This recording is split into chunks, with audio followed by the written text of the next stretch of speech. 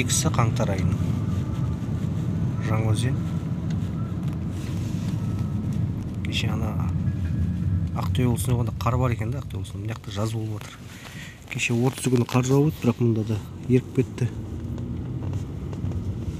Төменге комментарий жазып қойыңыздар пікірлеріңізді.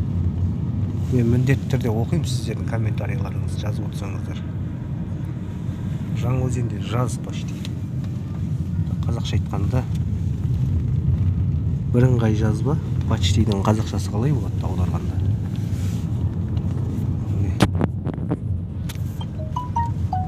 Қар жауып еді, алдында бір еріп кеткендей болды. Мына аяғымда күздік аяқ киіммен шығып кеткенмін ғой, жылы шығар деп. Сөйтсем, шалқарда қар екен қатты. Қар, аяз. Мына жаққа түссем, жаз болып жатыр.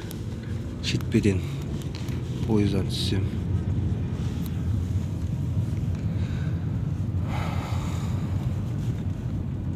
Ал пікірлеріңізді жазыңыздар. Мынау демалыс күнінде тазалық мекеме жұмыс жасап жатыр, міне демалмай. Жұмыс негізі 4 күні ме сондай еді ғой. Ол кісілердің демалыстары жоқтың қасы, міне.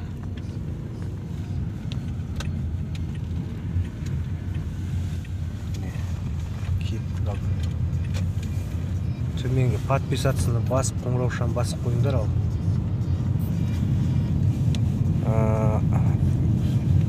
Мен міндетті түрде пікірлеріңізді оқып отырамын.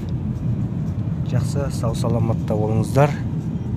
Сіздермен мен Ешман Мереке деп қояйын.